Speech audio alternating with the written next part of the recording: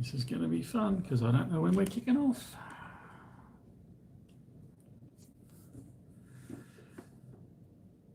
Hey everyone, it's Michael from Bullion Now. Hopefully this is coming through to you. So let me know if you can't hear me because it's pretty agricultural today. We're missing a few people and yeah, lots of fun and games. So trying to read off the live stream. I've got another computer running as well. Oh, it tells me we're loud and clear, so that's good. Alrighty, so a bit of an explanation. Welcome to Friday. Welcome to Bullion Now's live stream. It's been an interesting 2 weeks. A lot of people would know that last week's live stream was taken down after the live stream. And then this week we thought, that's all right, we'll explain it all. It'll all be good. And early this morning, the wheels fell off again. So Matt's out, he's quite ill, and Ruben is away. So with a sudden issue that he's had to deal with. So it's lonely old me, and lonely old me is actually down in Hobart. I was away for the end of this week. I'm down here visiting an incredible new mint that's started up called Hobart Mint.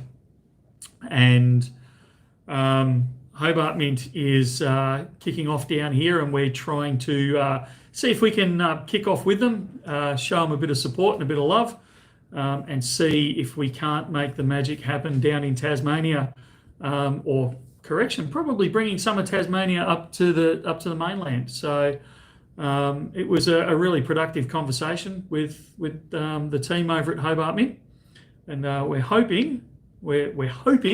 Nothing's signed and sealed yet, but we're certainly hoping to be able to bring their incredible products. So once the live stream has finished, I encourage you to go and log on to their website. So it's hobartmint.com.au, and just have a bit of a browse around and see what sort of products they produce.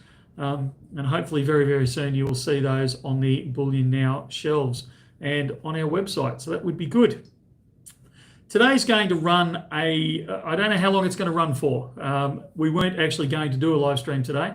We had initially pulled the pin, but or I should say, I decided I had all the equipment down here in Hobart with me because I'm actually going to film some stuff while I'm down here, I hope.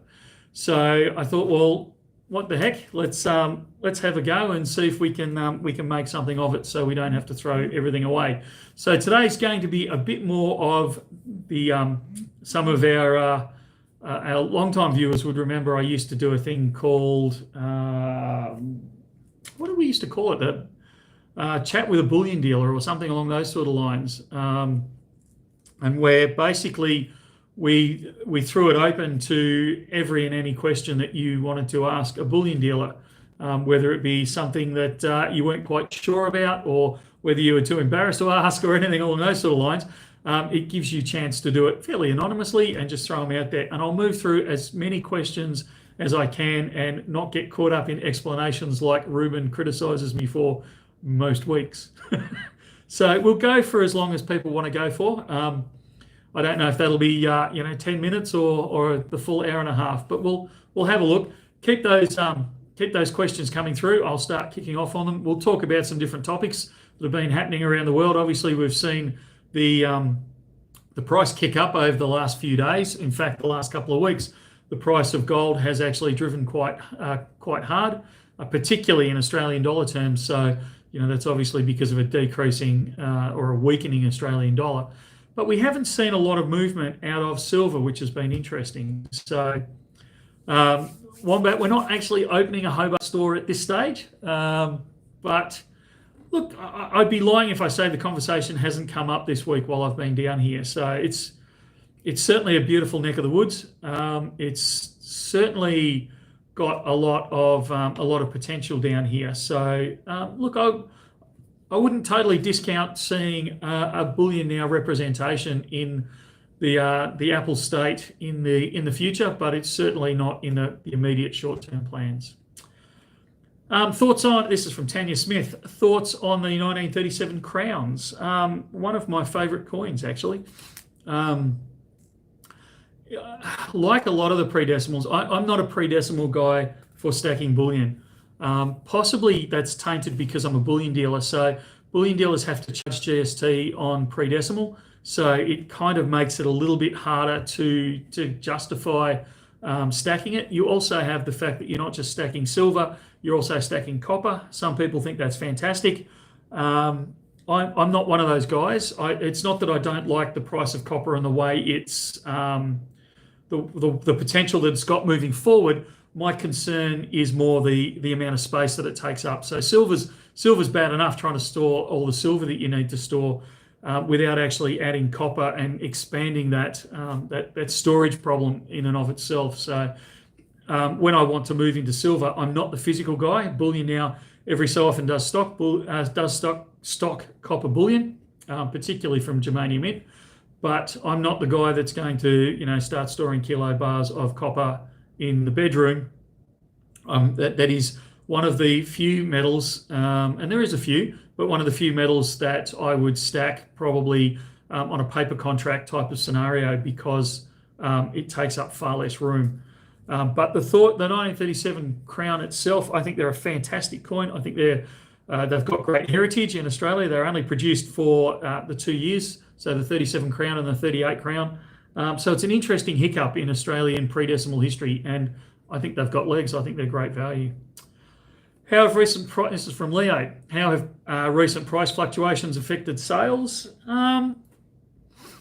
It's probably affected buybacks more than sales, and it's not that we're getting a sudden flood of buybacks.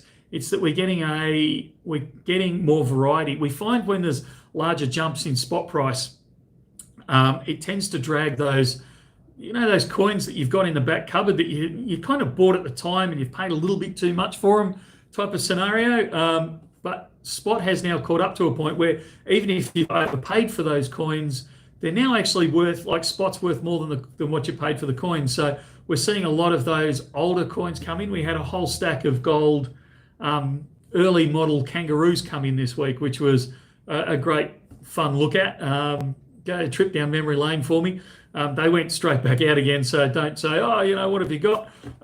Because I think they've all moved out pretty much straight away because they're pretty much in demand. But those types of things you see the old nuggets, like not the current, not the just gone nugget series out of Perth Mint, but the one they did in the was it late 80s, early 90s, I think it was.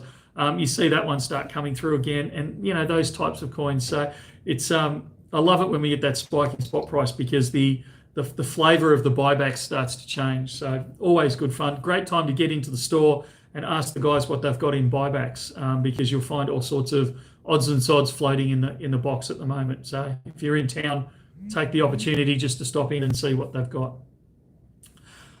Curious where the last few videos have gone, like last week's live stream. I probably should touch on this because a few people are going to be questioning it. This is from Tones the Breakdown. So last week's live stream, oh man. One of the challenges of doing a live stream is, particularly one where you're taking feedback from the viewers, from people watching you, and you're commenting live. So you got to remember, I'm sitting here, I'm making sure that we're still running, and Ruben's in charge of the technical side, but you kind of Matt and I are keeping the flow going, and you're kind of watching the questions coming through so you can stay relevant, and you got to focus on what the other guy's saying, and you got to think what you're saying next, and like every so often your mouth trips over your brain, and unfortunately I didn't say anything illegal or immoral or anything along those sort of lines, but I did make a couple of comments about a company that had nothing to do with bullion, and I was just uncomfortable with what I said, so I pulled the video down because I just didn't like where that section had gone. So the intent was for me to for myself or Ruben to get back online and just take that section out and then re-release the video. Unfortunately, neither of us had time this week to actually get in and do it, but hopefully over the weekend or very early next week, we will actually manage to do that, and then we will re-release that video. But as far as I'm aware, that's the only video that we've taken down, Tones. So yeah, the Mint tour video, that was brilliant. I thought Ruben did a fantastic job with it. with the presenting of it, and he had his hands kind of tied quite a bit on that one because Perth Mint, for good reason, like this is not a criticism of Perth Mint, but Perth Mint wanted the final say on it, whether what could go in and what couldn't go in, because there's all sorts of legal issues and security issues and proprietary information and designs that hadn't been released yet that we caught in the corner of the camera as hard as we tried not to take up that sort of thing. But there was also all those sorts of things. So the stuff that hit the cutting room floor, I'm a bit disappointed had to, but I perfectly understand why it did. So it's a great video. So if you haven't had a chance to view it yet, absolutely get in there, because it's a view of the Perth Mint that you just don't get to see. So jump in, view it, and just, the team over there, they looked after us so well. They were so open and welcoming, and the information that they gave us and the stuff that they let us see, it was just, it was something special. So have a look. And it looks like a lot of people saying on here, Perth Mint video was sensational. A lot of people are liking it. So if you haven't had a chance yet, jump on and view it as soon as you can. Obviously, wait till the end of this live stream before you do it. Mr. Anderson, hi Michael, I had a question in the emails regarding how the logistics works to setting up a store. Seems like an impossible task. I'm not setting up a shop. Look, I don't actually mind. We've helped several bullion stores set up around Australia at different times, and even in Melbourne, and they are now successful direct competitors to us. I'm not frightened of competition. I actually think it's a really good thing, to a point where about a month ago, I actually started videoing a series of, the challenges of setting up a bullion store, because I think it's a good idea. I think I'd like to see more bullion stores out there, because they start to, it spreads the word more, and it makes them, I don't want to say every day, but it makes buying and selling, people are more aware of it. It makes it easier for you. I know when I go to Germany, it's one of the things I love about going through Berlin is almost literally on every street corner there is a bullion dealer. So you've got plenty of options. You can convert your bullion straight into cash whenever you want to. And it's easy. It's as easy as walking to the supermarket. In fact, in a lot of ways, it's a lot easier. And we're never going to get that, because we don't have the population that that Germany has, and we don't have the concentration of population, and we don't have the historical understanding of bullion in our society and as a store of wealth. But even if we could go part of the way to what Germany has in that sort of line, and a lot of other countries around the world, that would be incredible. When's the Pakenham store opening? Oh, mate, challenges. So when I get back from here, I've got a meeting with security. So hopefully we should have security in. I'm aiming for the end of, hang on, we're August now. I'm aiming for the end of September, but that's a very elastic timeline at this stage. So ask me again in a couple of weeks and I might have something a bit more concrete. Gold over 2,500 today. It absolutely is, which is great to see. Hi, Michael. With gold now nudging almost 4K, where do you see it going? Surely it's gaining more than inflation. McDuncan, this is an interesting question. Is it gaining more than inflation, or is it catching up to inflation, would be my question. Because I believe that for the previous couple of years, we actually didn't see much growth out of the gold price, but we saw inflation moving and house prices moving. And we know that they all kind of move in concert with each other, but there's a bit of a lag there. So I would argue that gold is just catching up to where inflation has been. Has it run ahead of it? It hasn't yet, but I really want to stress, and I was thinking about this on the plane ride down here. We all get excited when gold goes up, and you start, particularly when you've had a good consistent run like we have over the last 6 to 12 months, you get this attitude, this belief that it only goes in one direction and it's going to the moon, and silver the same. And I guess I don't think gold's going to turn around in a hurry at this point. Okay, I want to be clear about that, particularly with a weakening Australian dollar. However, I also want people to understand that it's not going to go up it doesn't permanently go up from the bottom left to the top right. It's going to pause somewhere and probably even come down a bit. So be aware of that with your buying. Don't expect it to always be going up. You might have to hold it a month, 6 months, 12 months, 2 years, 5 years to actually show a decent growth over it. But be assured that you will still see growth out of it. This is not financial advice. You will still, like the last 5,000 years has taught us that gold, even when it's suppressed, gold goes up. Another great thing coming along, or another thing that I'd like to do, I suppose, is a video on. We talk about suppression of silver and gold and things like that in the price, but gold was actually held at the same price for over 200 years. It stayed at the same price, except for it was in about the late 1700s to the early 1900s. It was kind of held at that same level the whole time there, because we did have inflation, but unlike now, if you look at the charts going back 200 years, you'll see that we had inflation and deflation. Every few years it was oscillating around zero, so it kind of averaged itself out over that time. Whereas once, like in the more modern era, so the last 60 to 70 years, where you'll actually look at inflation and there's very few times it falls below zero because it's manipulated above that. And we're always seeing that growth because we don't know what to do if we hit a deflation era. And you can actually pick exactly where it starts to, where the era changes, if you like, and it's where they start decoupling the currency from precious metals. And it's a fascinating study, and hopefully we can do a bit more work on that one because it looks really good if we can play around with that.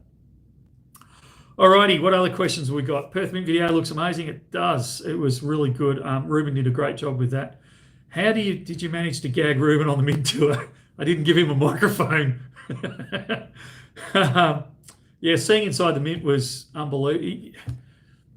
We went into some rooms and I don't know how much Perth Mint would be happy about me describing some of the rooms, so I won't do it on camera. But if you ever catch me in the store, have a yarn to me about it, because some of the stuff that you see and the dies was what really fascinated me, because I hadn't realized that they keep all the dies forever. They don't actually get rid of them. They keep the master dies in their archives. And despite me begging, they wouldn't allow me to go into the archives. I'm dying to get in there because they've actually got samples of everything in there, and the master dies and the designs and the designs they didn't use and all that sort of stuff in their archives. So fascinating place. Love the Rubik's Cube coins. If you haven't seen the Rubik's Cube that Perth Mint produced, head over to the Little Coin Shop YouTube channel. Ruben and I did an unboxing on there, and they have just, I don't know, whoever did the design, whoever designed the packaging, must have been a Rubik's Cube freak. They just, talk about hit the target. They just spot on with it. They've done a really top job. So, if you haven't seen it, head over to Little Coin Shop YouTube channel and view it over there. Unfortunately, Little Coin Shop's actually sold out. In fact, they're slightly oversold. So when I get back to Melbourne, I've got to try and work that one out. But incredible coin, and particularly for us. Well, my kids are the Rubik's Cube freaks. I never had the patience to work it out, but it's just really good. Somebody commenting about my hair. I do need shaving, don't I? It's getting a bit long now again. All right, get the off takes on your OnlyFans. Yeah, I don't think I'm ever doing an OnlyFans, mate. I would like to add, please, that is one of the reasons I love Bullion Now. I feel, and this is another proof that you're accountability for. Oh, thanks, Tones. Not 100% sure what I said there, but thanks for the kudos on that one. What do we got there? Yes, we need more interest in the marketplace. There's plenty of room for growth as Aussies wake up. Look, I absolutely believe that. I believe there's room for growth around the world in bullion, because it really is that protection.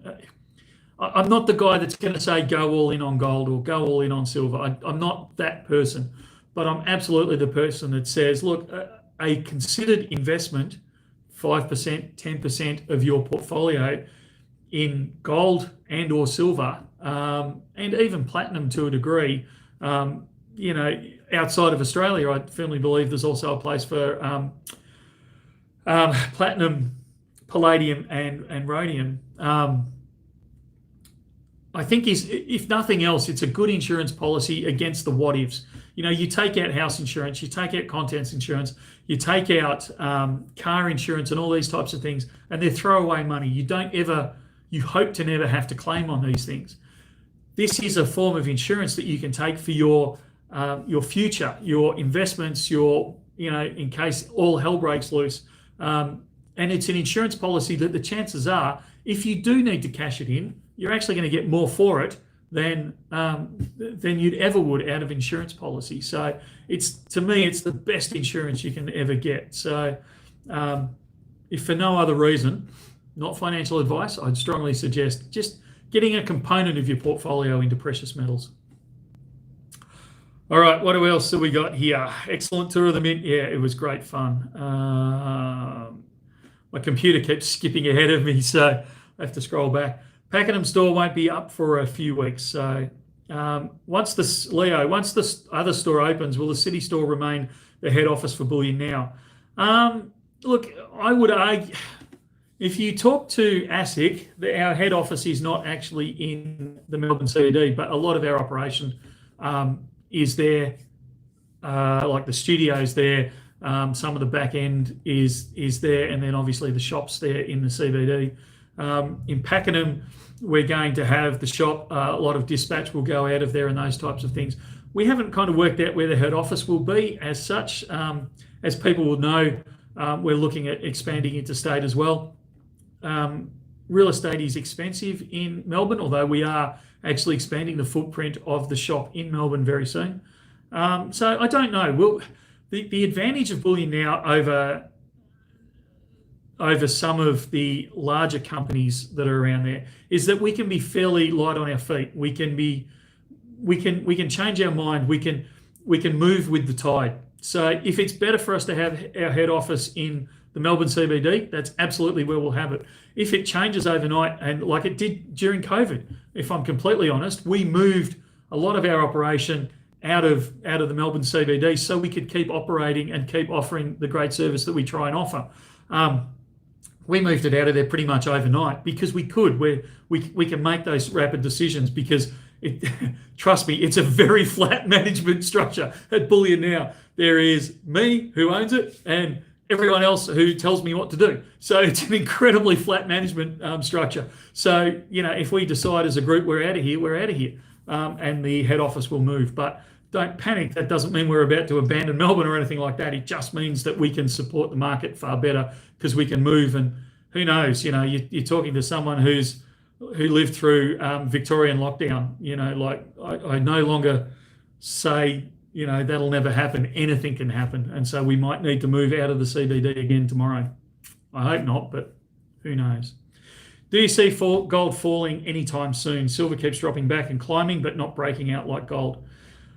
And look, 18 months ago, I think it was, we had the reverse conversation about silver and gold, where silver, was breaking out and gold was kind of just up a bit, down a bit, up a bit, down a bit, and never could get its legs under itself. This is what long-term investing is.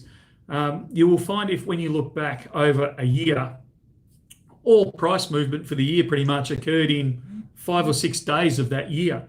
They don't, you don't get this nice smooth growth. You get this up, down, up, down, up, down, up, down, up, down. But when you look at it over time, that little up, down, up, down, up, down is inching its way up. And every so often it'll have a spike and then it'll do it all over again. So I don't see gold falling back anytime soon. I do see the Australian dollar being very volatile over the next 12 to 18 months while the world moves from this high inflation, high interest rate environment, while it transitions to what it's perceiving as a lower inflation. I don't believe the inflation is as low as they're making out, but that's what we're transitioning to as a society. As we transition through that, the blunt instrument that all the central banks around the world use is obviously interest rates, and interest rates have a direct correlation to the local currency and its value on the world market. So that is more the dynamic that I can see moving. So if when I should say, the Americans start lowering their interest rates. The UK lowered their interest rate last night. The Canadians did a little while ago. As those currencies move their interest rates down, and if we don't, as Australia, you will see our Australian dollar stay higher relative to those currencies, and money will flow across. So that's more where I'm concerned about the variations in gold price over the next 12 to 18 months. If you remove that currency risk out, I don't see a reason for gold to be easing back, because the world is not getting more stable. Just look at the Middle East over the last week to fortnight. It's it's getting hotter over there, and that's before we take into account the US election and what's happening in Europe. So there is no logical reason for gold to move backwards, I would argue at this stage. With the price of gold, Stephen Bayer, with the price of gold going so high, have you thought of selling your unallocated as half or even quarter ounces, since buying in grams doesn't convert easily to ounces? The bane of my existence is the fact that we run two systems, metric and old time, ounces, and they're not even ounces that normal people understand. They're more, like unusual ounces for the sake of the argument. So it's an interesting one. Look, you can buy grams of gold. Would we sell it in halves or quarters? To be honest, I've never thought of it. Maybe. Ask me again in a week's time. I'll have a think about it. We'll see what we'll do. I actually quite like the idea. I think the IT guys are going to tear their hair out when I say, I want you to be able to do this, but I don't know. I'll ask the question. Let's see what happens. Correction coming for gold, I think. You might be right, but I just look, I can see it easing back a bit, but I can't see it. I've got a customer who's waiting for it to come back to $2,000 Australian an ounce. I can't see it. I could be wrong. Currency reset, maybe. There is no government in the world that is in a hurry to allow a currency reset. So my answer to that would be, do you want to live in a society that's had a currency reset? Because you're now talking civil war, and those types of things are the things that drive currency resets. I'm not in a hurry to live in that environment. BDK, when you're at the mint, was there any discussion about getting any exclusive bullion to sell at the store? Yes, there was. Michael, today would be a good day to tell people about the new Sydney storefront, don't you think? Yeah, thanks for that one, Mortified. Interest rates, higher or lower? I can't see them going higher. I know I'm a little bit out on a branch here, and no one agrees with me, but I think the country is in more trouble than it's worth at the moment. I think if they raise interest rates, we are going to rapidly head into a recession, and possibly, further into a recession. I would argue we're already in a recession, but we'd go further into a recession and possibly even a depression. So I don't think the Reserve Bank, I don't think they'd raise interest rates in a hurry, because I think they're seeing data and we saw data coming out this week that they weren't overly impressed with. I think that they're not liking what they're seeing coming out. I think they'll be very cautious about raising it. And you also got to remember that it's got to be seen as not political. And we're not there yet, but we're starting to move into election season for Australia as well. It's after the US election, but it's not that far down the track. They're not going to be keen to be seen to be increasing interest rates as we go towards the election. So, because then they become a political football. So, yeah, I can't see it. I'm not saying it's impossible, but I think the Reserve Bank and the government are going to be happy with slightly higher inflation. Not ridiculous. I mean, let's face it. If inflation went to 10% tomorrow, there's nothing they can do about it, like official inflation. I'm not talking about you and I inflation. If it went to 10% tomorrow, absolutely. The government and the Reserve Bank are going to have to do something about it. If it hovers around this 3% to 4% range, I think they will tolerate it. They want it between 2 and 3. I think they'll just go, yeah, it is what it is, and the economy is too fragile to start playing around too much. So I don't think it's going to go up in a hurry. Out of curiosity, did you see any laser engraving stuff at the Perth Mint? I know they gild and colorise, etc., but I don't know if I've ever seen them laser engrave. I didn't see any laser engraving there that we particularly paid attention to. Just wondering, if we go back on a gold standard, will gold flatline in price? I think officially it will. I think unofficially it won't. The government will need it to flatline in price. But I think realistically, as we've seen, the period I was talking about before, where for 200 years we saw Isaac Newton set the price of gold and it didn't move for basically 200 years. But during the Napoleonic, I almost went down the other path, Napoleonic Wars, the US Civil War, the US War of well, it was after the War of Independence, but it was during the war. It's not widely talked about, but the US declared war on the UK, on Britain, after the War of Independence, because Britain was stamping its foot around the world and it impinged on the US trade routes. So there was a kerfuffle there I'm starting to get a bit rusty on this. I can't remember it that well. I was only young, but it was about 1810, somewhere around about there, I think it was, where they went to war. And you can see the gold price move out of its lock area, and I think we'd see similar things happen if they did it here. Thanks, Tones. That explains it a bit more. You come around some floor space from me in Sydney, mates rates. Thanks, Drogue. You would not believe how close I am to taking up an offer like that. What's with the logo? Hang on, it just disappeared on me. Sorry, I'm scrolling back. What's up with the BN logo bar teased last week? Can't tell you too much more yet, but I'm incredibly impressed with everything I've seen up to now. So it should be really good. Lewis, hi Michael. Have we seen a steady increase in the use of platinum in emerging technologies such as EVs? And what are your thoughts on the price movements in the long term? Look, everyone knows I'm a huge bull on platinum. I think it's got incredible legs. And it's not EVs. EVs are absolutely a part of it, and we can keep going round and around this argument about EVs and whether they're a short-term thing or whether they're going to still be here in 100 years and 200 years' time.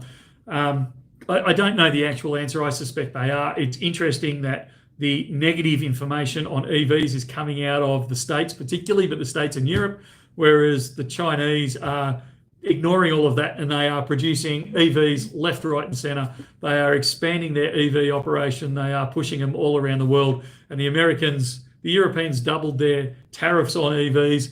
The Americans tripled the tariffs on EVs.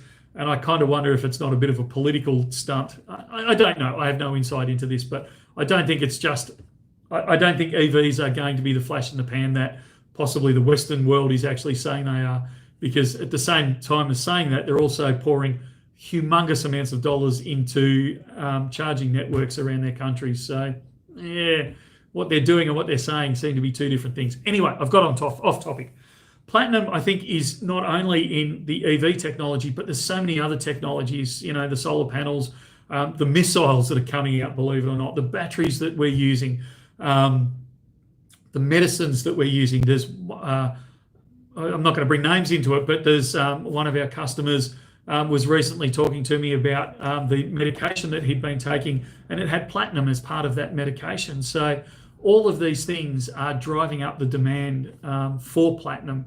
And with, as I keep saying, the main areas of physical platinum in the world are Southern Africa, or particularly South Africa, which is a basket case on its best days, and then Russia. And, the Western world's not allowed to deal with Russia anymore. So, the supply is the demand is increasing, the supply is decreasing, the availability of supply. So, I can only see it going in one direction, and that's upwards. But we'll see. I've been wrong before. Maybe I'm wrong this time, but I think it's got great legs. You're welcome, Aussie girl. Do you think Trump winning is bullish or bearish for gold? I think the instability that he's currently causing, well, no, not he's currently causing, but the election he's currently causing, and the dichotomy, the complete opposite ends of the spectrum that it seems to be driving a lot of the world, not just the US, but a whole lot of the world. I think that is very bullish for gold. Once the US presidency is decided, I think you will actually see a lot of this volatility in gold settle down, subject to other problems around the world. But I think it'll take a lot of the sting out of the price or the bullishness of gold. That doesn't mean I think gold is coming down. It just means I don't think we'll see the volatility quite as much. A lot of people there supportive of the unallocated fractional, so we might have to look into this a bit more. So let's get to the real question everyone wants to know. This is from Fraz91. How do we get our hands on the custom-made Bullion Now germanium mint bars? Who talked about? I don't know what you're talking about, mate. US debt just ticked over $35 trillion. It's interesting that the US are starting to acknowledge, I don't know how officially yet, but there's just comments being made by US officials where they're effectively saying now, we're accepting that we're accepting we're never going to pay this debt back. I've never really heard them say that before, so it'll be interesting. How many problems in the world for gold to drop too much? Unfortunately, they all ain't going away anytime soon. Absolutely, I totally understand what you're saying there, and I agree. I think the world is very unstable at the moment. Can we convert 31 grams of unallocated and pay the few extra? That's exactly what happens now, mate. So if you've got 31 grams of gold and you want to buy an ounce, and an ounce is 31.1035, the way it works is you pay for the ounce and we effectively buy back, I suppose. It's not a buyback, but it's the easiest way to think about it. We take back that credit for the unallocated 31 grams and just apply it to it. So whereas if you actually had 1 ounce of unallocated, you're converting it into a bar, you might pay, I don't know, I'm making numbers up now, but you might pay $50. If you're converting 31 grams into a 1 ounce bar, you might pay $60 or $55 or something like that. So you just pay for that extra little, 0.1035 grams of gold over and above. So Irish luck, stagflation is on its way, people. I'm leaning more and more towards that. I'm not saying we're going to have stagflation, but far out, you can see it coming, can't you? ILS, is there any real difference in value between different years of the same bullion coin? E.d., does a cook on a bird bath value any more or less than the current cook? The short answer is yes. The longer answer is it depends on the coin and on the series. So some of the Kookaburra coins have not increased in value that much yet. They may moving forward. But some of the more popular designs do increase in price, or some of the what I'll call rarer ones, so the early 90s, particularly if you can get them in the square capsule. So I don't know, some people will know, some people won't, that 2010-ish, the Perth Mint went back and actually, prior to that era, kind of particularly before the 2000s, Perth Mint would declare a mintage of 300,000, but they wouldn't mint that many because there wasn't the demand back then for them. So they might only mint 100,000 or 120,000 of them. Well, around that 2010 kind of time, they decided that they would go back and remint these coins and fill the gaps up to the declared mintage. And all hell broke loose when they did it, so to a point where the Perth Mint actually came out and said, well, we won't do that again. But what it means is that even now, if you can find some of those older, I'll call them restrikes. They're not actually restrikes, but it's the best term I can give you. Those restrikes of the 90s coins and 2000s coins that were actually made in 2010-ish, I can't remember which year it was. If you can get the original ones, they actually sell for quite a bit more. And the easiest way to tell is if they come in the original square capsule that they were produced in. But if you're actually looking for collector value increase, the cookie's one that does okay, but there are other ones that do far better. The koala is one that at this stage I would steer away from for collector's value because we haven't traditionally seen that. Having said that, the last 12 months, possibly 18 months, we are starting to see that collector interest in the koala series and it's starting to move the price on some of the earlier koalas. I'm not confident enough in it yet to say yes, this is now a collector series, but it's certainly showing the early indications of it. So if you want to get on the bandwagon early before the price actually does potentially spike, and I'm not saying it will, but it may, then I would be jumping into those soon. But there's a lot of other ones as well that I'd get on the back of. Late 80s interest. I remember that one, 17%. I remember it well. Do you think there's something better they could do other than just manipulate interest rates, as it seems a very flawed system? Better, yes. Easy to do? No, absolutely not. My page just skipped ahead. Sorry, guys. I'm just scrolling back to make sure I don't miss too many. Wow, you guys are moving ahead faster than I am. I'll have to start skipping through a few. Wow, I really am behind you guys. What have we got here? Can you stock the Perth Mint Medallion Opal Swan? I don't believe we can. If property crashes, that must be in relation to another one. Is the BNR going to be produced by Germania Mint? All will be revealed in the coming times. Property value zero gold to it. Okay, so one of the concerns I have with the bullion stacker community is it's almost not a hatred of property, but an expectation that property. I had a conversation with someone. This is several years ago, okay, and this is I'm colouring all stackers, myself included here, but I'm colouring all stackers unfairly with this statement. Effectively, the conversation went along the lines of, property's going to crash and everything's going to be worth nothing, to a point where I'm going to be able to pick up Sydney harbourfront properties for 20 ounces of silver. It's not going to happen that way, and if it does, I'm not sure I want to live in that world anyway. But you got to remember that property can only go. There are property crashes. There was one, over the early 2000s in the US. There was, if you look at the chart, it actually does plummet quite low. There's two things that we ignore in that. A lot of that property price depreciation that occurred in the US wasn't in New York or LA or places like that, although they did come back a few percent, but they didn't crash. The big crashes that you see were out in the desert of Nevada and places like that. It was the Australian equivalent of buying a housing estate or building a housing estate in Birdsville. It was out in the middle of nowhere. There was no infrastructure out there.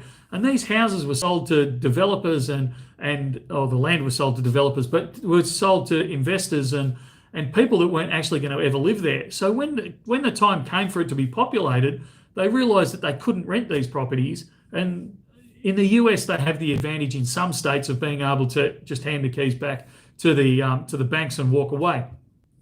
We don't have that ability in Australia.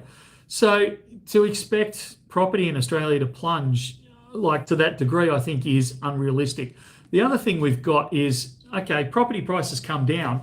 It's only going to come down to the point where it becomes a degree cheaper than building a brand new property. So you look at it, you're sitting here with, whether it be a house loan or, money from the bank, or whether it be hard-earned savings that you've saved up, and you say, well, I can buy a house for $500,000, or I can build a house for $600,000. Well, I'm going to buy the $500,000 house pretty much every time, because it costs more to build the house than to buy it. But eventually, all those cheaper houses are going to be taken up, and it's going to drive the house price back up. Once it gets above the building price, then people will go, well, hang on a sec, it cost me $700,000 to buy this house, or I could build it for $600,000. I'll have it built, thanks. And then the prices rebalance. Building houses over the last 2 or 3 years has got incredibly expensive, whether it be the cost of materials, which is easing somewhat, or it be the cost of actually developing the land.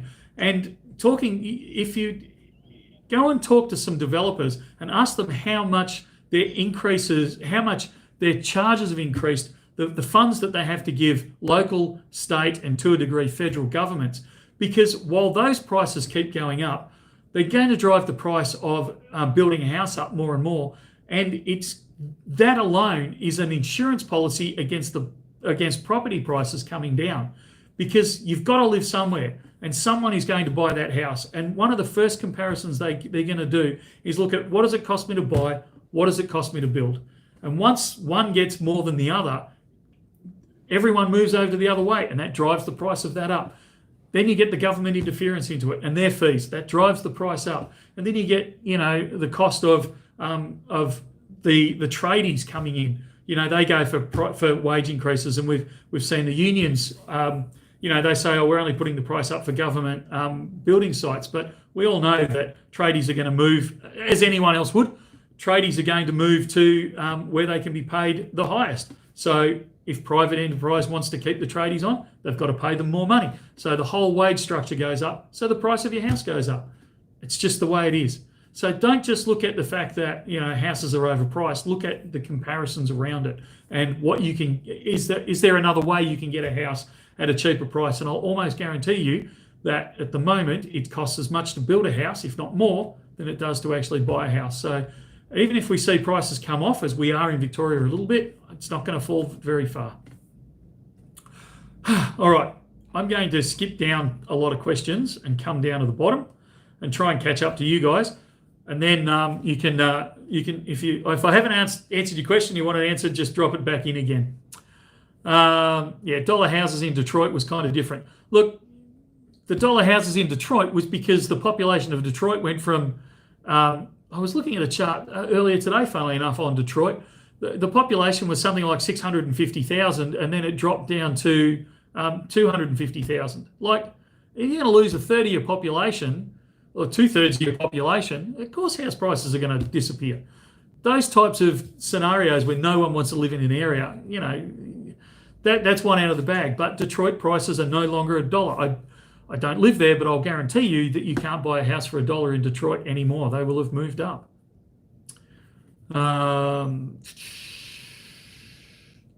Building is toxic expensive. Absolutely. I can't believe the cost of building a house these days. You'll be happy and own nothing. Look, that's not... I don't think, I could be proved wrong on this one, but I don't think that's government passing laws as much. I mean, they will to assist this, but we're not seeing it on large scales in Australia yet. They are seeing it in the US, where these large investment companies, you know what I'm talking about. I don't want to mention names, but these large ones are going up and buying huge tracts of housing. That's what's going to drive that kind of thing. And we are, believe it or not, I was talking to a developer 2 weeks ago, and he was saying, I've got 50 blocks, and almost all of them had been bought by an investment fund, and they want me to build the houses for them. So we are starting to see it occur in Australia. People have been claiming for a long time that silver price is being manipulated and that there's a global shortage. Is there any truth into this, or is it exaggerated? Okay, I'm just about to upset absolutely everyone that's watching this. I do not believe that there is a shortage of silver generally, because silver is a byproduct of all of our mining operations. I actually don't, there's either one or none pure silver mines in Australia. Whatever it is, there's not many, because silver is a byproduct of copper. It's a byproduct of mining for gold. It's a byproduct, pretty much any mining operation that you're doing, you're pulling silver out of the ground. So almost no matter what price silver gets to, upwards or downwards, you're always going to have this consistent supply of silver into the market. Now, has it been manipulated? Absolutely it has.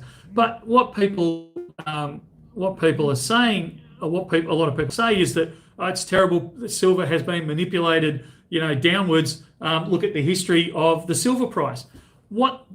I'm quite happy to acknowledge that it might be manipulated downwards at the moment, but you're comparing it to a price that was manipulated back then, because during the 20s, the 30s, the 40s, the 50s, the 60s, and into the 70s, and even into the 80s, the US had a law that stated the government will pay this price for every pound of silver. It was actually legislated, and that was an artificial price. It was driving the price up. And it wasn't until the 80s that law was let go. So are we comparing it to a manipulated price in the 60s, 70s, and somewhat into the 80s? Or are we comparing it to a manipulated price now? Which is the more correct? The manipulated one from then or manipulated one from now? I don't have an answer to the question, but I always get nervous when people start saying, oh, it's been manipulated down. Well, yeah, compared to what? It's only worth as much as people are willing to pay. At the moment, you can buy it at a manipulated downwards price of, $50 or, less than that in Australian dollars. If that's your firm belief, and I have to say I lean that way a little bit, start stocking up, because the world has proved many times over, there is only so long, usually it's longer than you can hold out, but there's only so long something can be manipulated for. Cheap housing in the States, no services, electricity, water or garbage. Well, that's exactly right. It was in areas that just didn't have the services. I'm not saying that you can't overpay for a house. You absolutely can, but I don't believe we're ever going to get waterfront property in Sydney for the cost of, $1,000 or anything like that. Yeah, I don't know where I'm going with all of that. I don't want to get stuck on a property channel either. That's what it was called, Michael's mailbox. I knew it was called something. Thanks, Doug Stacks. Do you allow for debit orders to buy unallocated? Not totally sure what you're referring to there, mate. Bit more information. Opening dates on Pakenham, I'm hoping by the end of September, but I'm not committing to that. There's a few things we've got to draw in first. Yeah, thanks, Odd Job. I'll try and reduce my rants down as much as I can. Where are we? Big glut of Teslas on the US market. There is absolutely a big glut of Teslas on, I would argue, on the Australian market. We're seeing waiting periods on the Tesla has moved from 6 to 8 months, along with a lot of the other industry. Don't get me wrong, the car industry's had long waits for quite a while, but I think somebody was telling me very recently that the waiting period on a new Tesla is about 2 weeks. So obviously, that we've got far more in Australia now. Manipulated, yes. Shortage, no. The manipulation sucks the energy out of the market and people don't care. Possibly. What, Desi? What a great Friday Night Live. Really enjoy. Oh, thanks, Desi. I get it now. Do you invest in mining companies? At times, I do. Yes. I like mining companies. I don't like exploration companies, and it's just that. I don't have the time and or patience to muck around with those. I like to see a nice stream of income coming in, even if they're still exploring. I like to see that stream of income coming in, so they've proven that they can actually convert this find into something real, and they have some real world experience and they have some real assets behind them. So mining companies I will invest in, but others I won't. VIP Vault members all should get one, even if you haven't spent $1. They're spending. I'm not sure what we're referring to there, Fred. So if that's directed at me, I missed it. Get your Vaughan. So you want to set up an every month or whatever, a certain amount goes towards unallocated. Look, that's been on our wish list for a number of years now, if I'm completely honest. I would like to see them. I would like to say yes to that. We'll see that, but look, it's not going to be this year, and I'll be even amazed if we get it organised next year. But I'd really like to see that come in. I think that's a great way to encourage people to invest regularly into these types of things. The grey mining, yeah. I'm not going to get into specifics here. More love for the Perth Mint video. The older machinery, that one, they actually open this kind of cupboard thing, and they've got one in there that they use to stamp coins. And the thing's something, I think it's almost 100 years old, this thing, and they still use it. And some of the guys around there were saying, actually, we actually prefer that machine. It works, it's far more reliable and produces a better product, which cracked me right up. I wish everyone could take the backroom tour of the Perth Mint. The stuff, because they've been there for like 100+ years. It's just, it's amazing just wandering around these. It's a rabbit warren. You're wandering around these corridors and like the history in there. They walked into their lunchroom and they said, "Oh yeah, this used to be where they used to bring the carts in to unload, such and such." And it was just, it was a fascinating tour, which I wish everyone could experience. It was unbelievable. Where are we? Updates. Stand by on the updates for the Perth Mint Lunar Snake event. I should have them to you very, very soon. They sent me an email last night about the dates. I've read it, but I haven't dragged everything together. So mid-September, be in Perth. If you're going to be in Perth, be there for the Bullion Now launch with the Perth Mint. It's going to be fantastic. So more information to follow on that, and it should be very, very soon. Why would you buy a smart car? Far less money could get you a really good restored modified 70s small car and have something better. From experience, going back into the dark old days when I had colour in my hair, and I was dating my now wife, and I lived at one end of Victoria and she lived at the other end of Victoria. And I had an old XY Falcon and I loved that thing. And my brother at that stage worked for Ford. And being a family member, I got a U-Butte discount on a new Ford. So I went in and bought a new Ford Festiva. There we go. We used to call it the pregnant roller skate because that's what it looked like. It was the square boxy model, not the rice bubble model. And it was only at that point because it was the first time I'd ever really sat and driven a brand new car. It's probably the only time I've sat and driven a brand new car. Oh, no, it's not. I've done it recently, but there was a long time before I drove a brand new car again because I don't believe in brand new cars.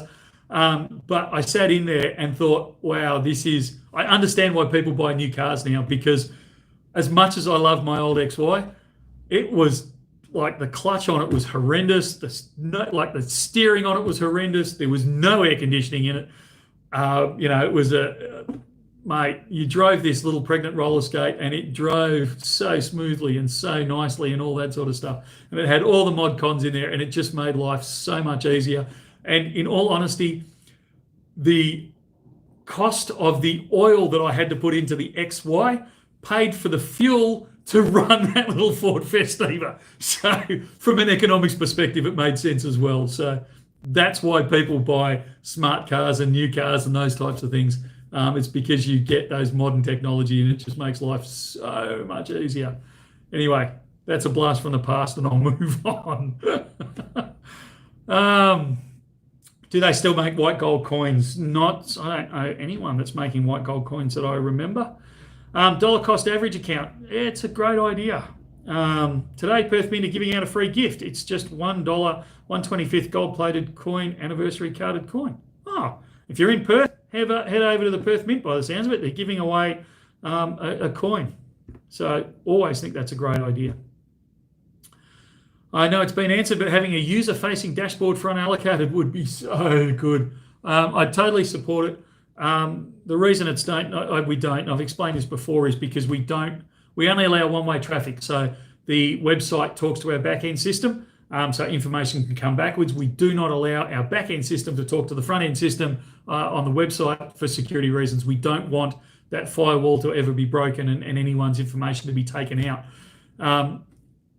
Until they can guarantee me that they can work around that without jeopardizing that security, I'm not interested, but I'd love to see it eventually, and hopefully it does happen.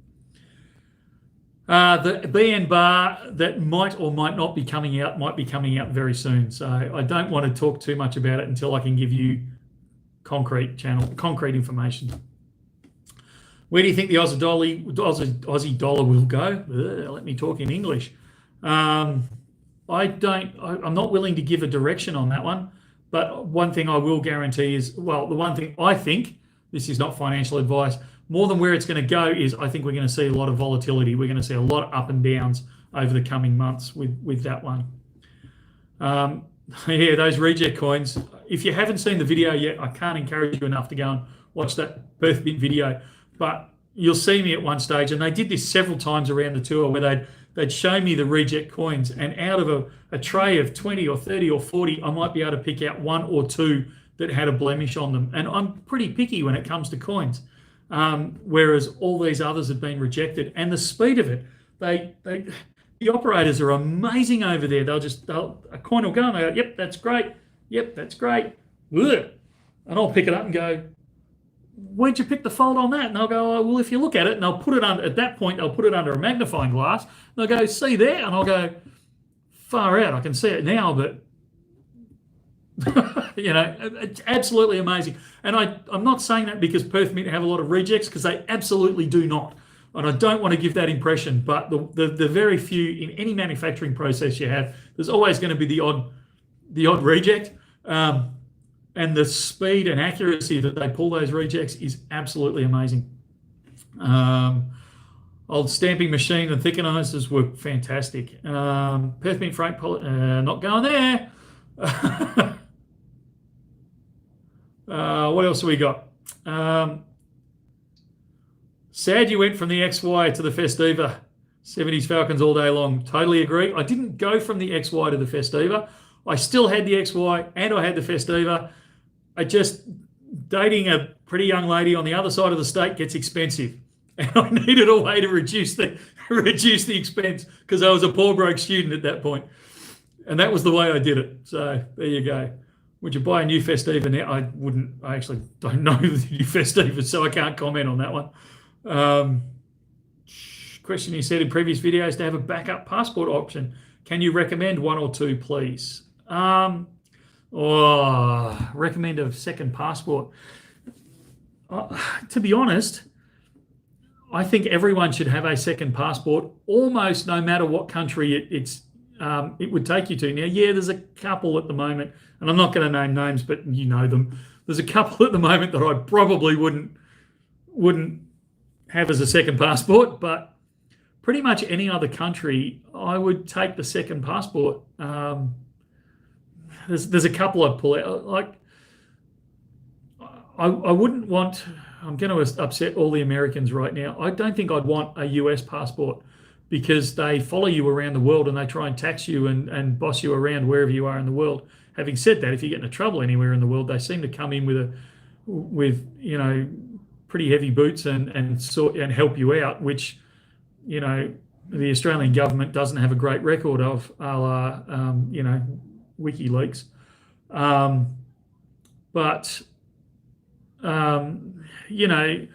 Your second passport, I'm actually a fan of more than two passports. I think multiple passports is a great idea. The second one's just there to get you out of trouble. The third one, the fourth one, the fifth one, they start becoming options down the track. So, that's where you start going, well, where would I like to live in a basket case society, or where can I get the best tax environment? There is a channel, I can't think of their name, where he talks about, go where you're treated best. And I think that's I think countries need to start thinking on a customer service basis. Like, you as a customer, you shop where you think you get the best value and the best service. And that's one of the reasons why we introduced Bullion Now into the bullion community, because we kind of felt that the level, the type of service, and this isn't a criticism of others, it's just a niche we identified, that the type of service that we offered, we didn't think was being filled in this industry.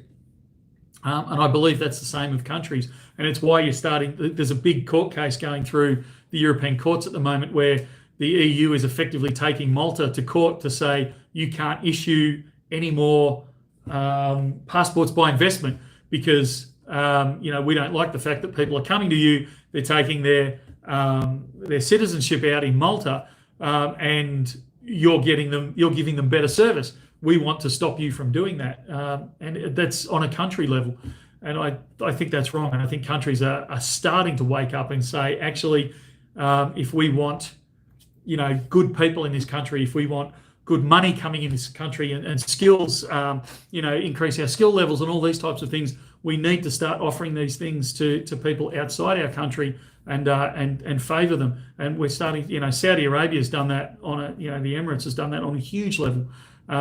Singapore has done it previously. Look, Australia did it. They offered it. You go back into when my parents emigrated to Australia, they didn't come in the £10 POM scheme, but they were certainly part of the wave that came over from the UK back in the 60s. Countries do that, and I think they're the sort of things you need to start looking at, and countries need to start looking at as well. Welcome to Hobart. Love to have Bullion Now here. Look, I love Tasmania. When I worked for an airline many moons ago, I tried to get them to set up a base down here because there was a little bit of self-interest. I wanted to move down here. And I can tell you it wouldn't take much encouragement to get me down here. I love the place. It's just beautiful down here. And the people are just relaxed, and I love it. Absolutely love it. Natalie, if I go into a bullion shop to sell gold, should I get spot price for it or close to? In a perfect world, you would get at least spot price. In the current world, it depends on where you are, and this goes on a countrywide basis. I don't know what country you're in. If you're in Australia, there are, as far as I'm aware, I may stand corrected. As far as I'm aware, Bullion Now is the only bullion store in Australia that offers to buy back at spot. And I might be wrong on that, but if I am wrong, there's only one or two others around the country that do. But we are, as far as I'm aware, we are it. So you will get a component of spot. It could be anywhere up to that kind of 99%. It could be anywhere down to 50% or even lower. So it makes me cry when I hear about that. And I still go back to that elderly couple that came in where they'd sold the vast majority of their product to another dealer, and they had been told it was effectively worthless, and they'd been offered, like it was in the vicinity of 40% of spot value, and I just about cried for them. It was incredibly sad because it's one of the reasons why we encourage people to share our YouTube channel. It's purely to get that education out there, because I hate hearing those examples of where people have just been done over, and they don't know any better. It's devastating. So I would like to think that you will get very close to spot. I would strongly suggest that if you don't get offered spot or very, very close to it, that you pick up your bullion and you walk out the door and you go and find another one. Worst case scenario, look, take Bullion Now as a worst case scenario. I know that I can get spot for this at Bullion Now. So shop around a bit, see what everyone else is offering. And if you can get a better price, great, go with them. If you can't, come on over to us.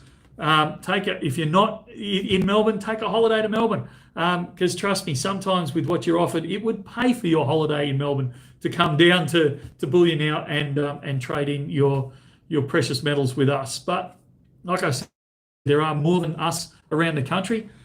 Take us as that base level and see what everyone else will offer you. Other countries, I'd do the same thing. Shop around. Don't just go to one, shop around. Pick up the phone. What are you going to offer? What do you offer? And you'll also find that it depends on what you've got as well. Sometimes even at Bullion Now, if you phone up and say, look, I've got 5 kilo bars of gold, will you give me spot? The chances are I'm going to say no, because it depends on the day, I've got to be honest. But our policy is that we don't pay spot for larger bars because they're harder to move. We might have to sit on them for a month or 2 months. Those types of scenarios. So, you've also got to be very careful of what you're carrying, what you're taking in to actually change over. But if you're walking in with a 1 ounce bar or particularly a 1 ounce coin, and they're not offering you spot, I'd question it. If you've got you're walking in with 100 1 ounce coins, 1 ounce gold coins, the bullion dealer might swallow hard and go, look, I can't take all of that in one hit and give you spot at the same time. How about I give you 97% or 98%? And even BN will do that sometimes, depending on our cash flow that we've got at the time and demand at the time.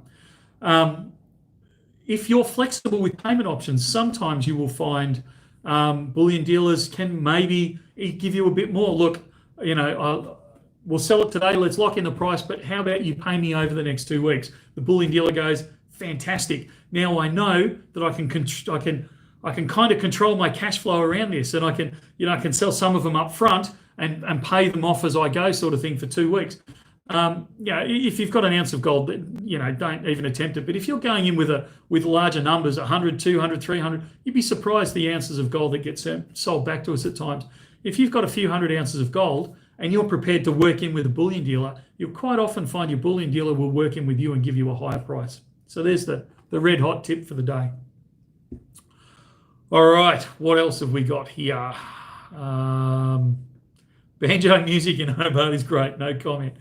Hey, Michael, any update on the Perth Mint blue-coloured gold 1/10 gold coin? Oh, that was the dragon we were talking about last week.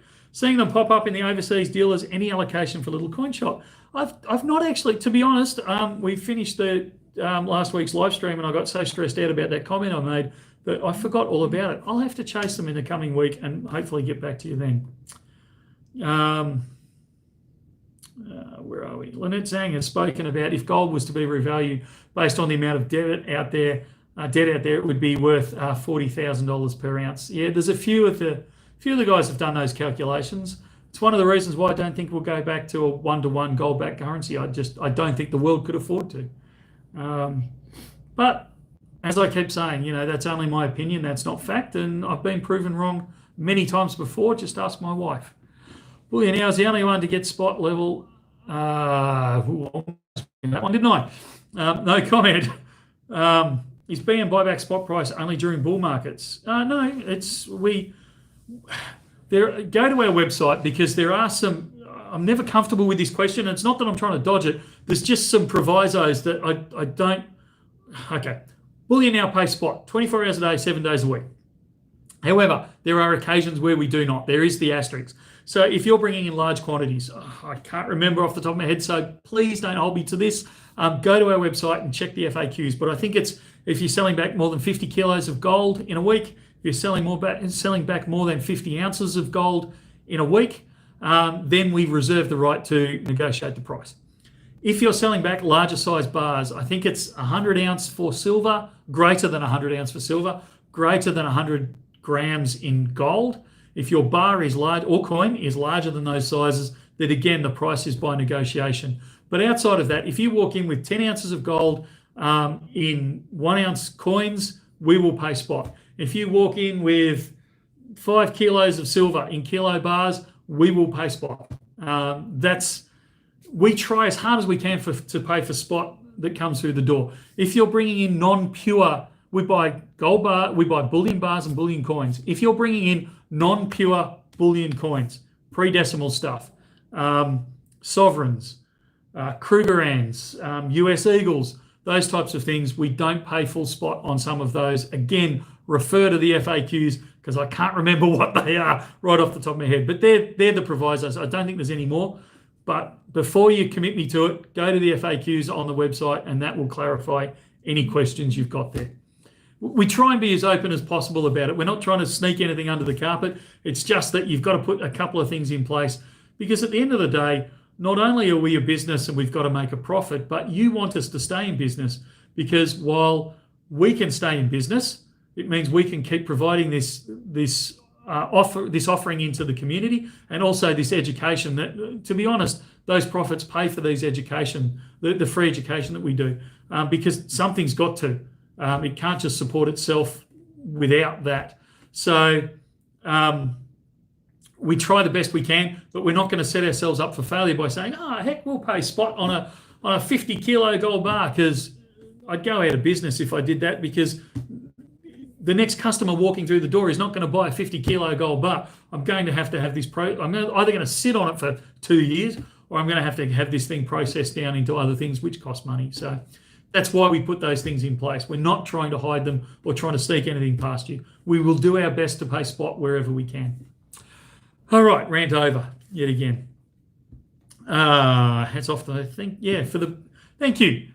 So this is Madeline Honor. Hats off to the BN team for the education. Look, it's absolutely our pleasure.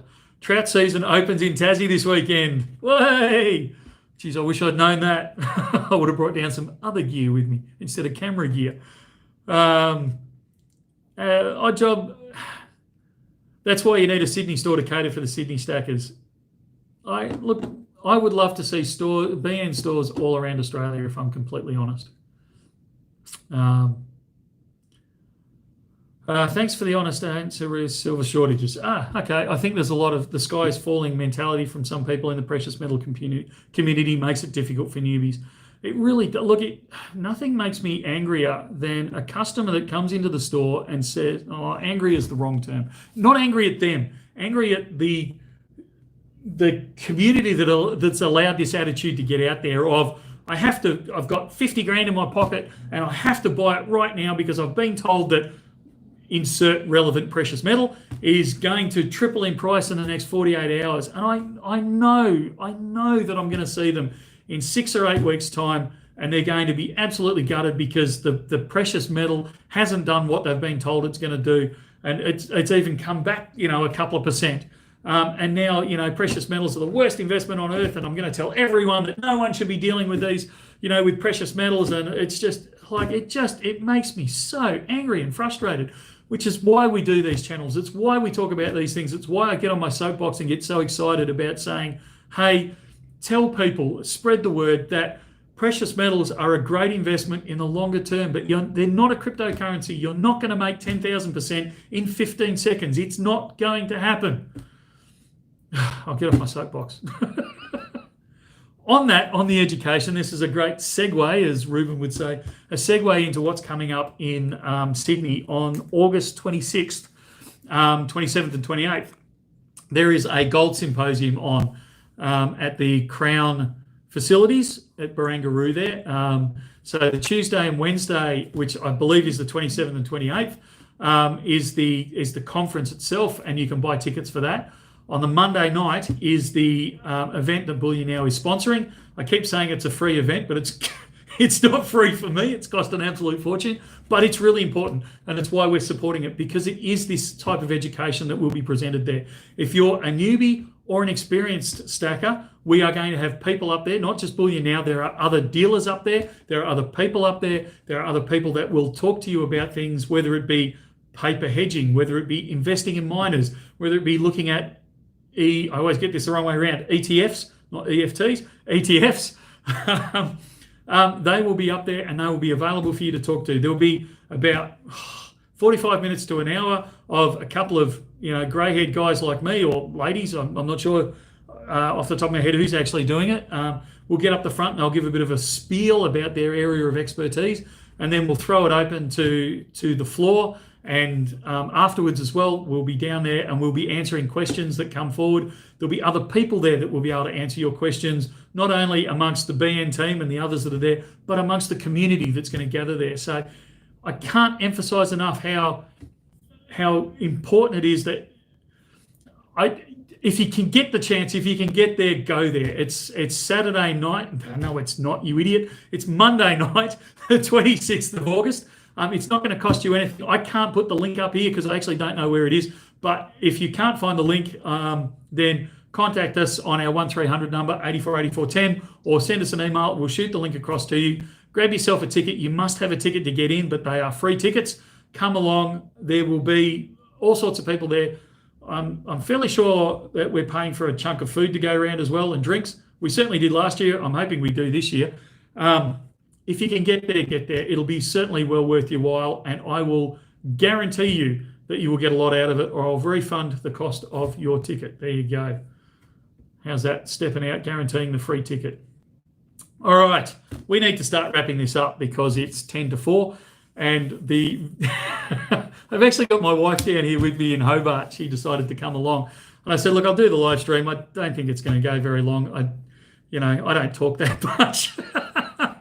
And here we are an hour and a half later.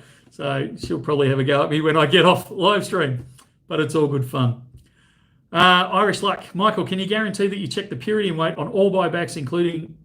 I can guarantee you that all buybacks are checked as they come through, because I don't want to be ripped off. I don't want to pay money for coins or bars that aren't pure, aren't what they say they are.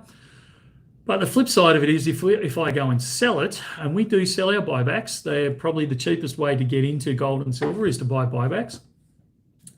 I am staking my reputation on this bar being, or bar or coin, being exactly what we say it is and what it's stamped on the bar it is.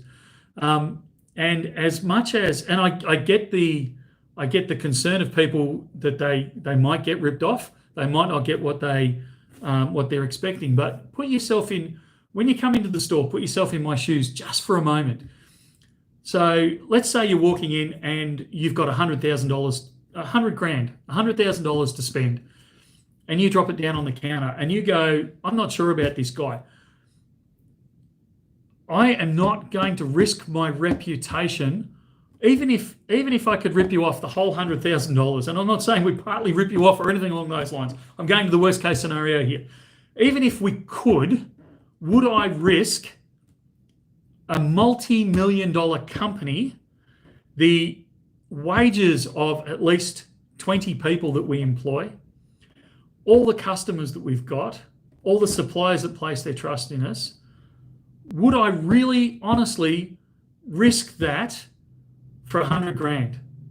And I wouldn't do it. I'd lose my company overnight. If it came out tomorrow that Bullion Now was selling dodgy bullion, no one would deal with us. Not only the suppliers or the customers. None of them would deal with me. The Perth Mint would not even take my phone call ever again. Like, you just, and $100,000's a lot of money. Don't get me wrong. I'm not trying to minimize it, but there's no way we're going to go out there. So absolutely, every single thing that we sell, we have checked. We want to make sure that it's the correct thing. And if in that incredibly unlikely circumstance we made a mistake, if we ever made a mistake, and you came back and said, look, I've just had this tested and it's only tested out at X, or I'm trying to think of an example and I can't actually come up with one, but you know what I mean. If it ever got proven, like if you ever showed us one that wasn't, we'd exchange it on the spot or money back guarantee. I don't care which it is. We would protect our reputation no matter what. We would absolutely do it. Even I've had people come back and go, look, I'm just not sure about this one. I want to change it over for that one. If it's because they're not sure of its purity or whatever, and they're changing it for the same thing, yeah, I'll do it, because I want to protect my reputation and I want you to be comfortable with what you've bought. So this is a very long answer to a very short question. The answer is yes, we test everything, and yes, we stand by absolutely everything that's sold by Bullion Now. And if there's ever a problem with it, you get on the phone, you come into the store, you send us an email, and we will sort it out. It's just the way it is. Alrighty. That, I think, is it. I think I'm going to have to draw it to a close. I could go for hours on this, as I've proven before, but we've got to draw it to a close somewhere. So we're going to draw it to a close here. So a couple of things. If you're in Sydney at all around that 26th, if you can get to Sydney, if you happen to be flying over the top of Sydney, get yourself there to that symposium, particularly on the Monday night that we're sponsoring, but it does go for those the Tuesday and the Wednesday as well. I guarantee you'll have a blast there. Keep an eye on the YouTube channel this week. We've got this coming week, when we're all back on deck, we're going to do some more releases. We've got a bit of a backlog of stuff that's turned up over the last week or so, because Ruben's been busy and I've been busy and out of the store and things like that. So stand by with it, and you'll see some good releases next week. Hopefully we're going to have some good information next week coming out as well, some good educational stuff. Looking forward to some of that. And we will be back, hopefully a full team. We'll be back next week, same back time, same back channel. Again, do me a favor if you can, hit the like button, because I just want to show Ruben and Matt how many likes we can get without them here. just to drive them up the wall, particularly poor old Matt. He gets really excited about those things. So if you can spare the energy, just go over there and click that like button, and I'm going to wind them up next week. All right, that's it for now. Thank you so much for joining in. Again, I apologize for the agricultural nature of this one. I'm running this off a computer and a tablet. Thank you for putting up with me, and we will see you very, very soon. Bye.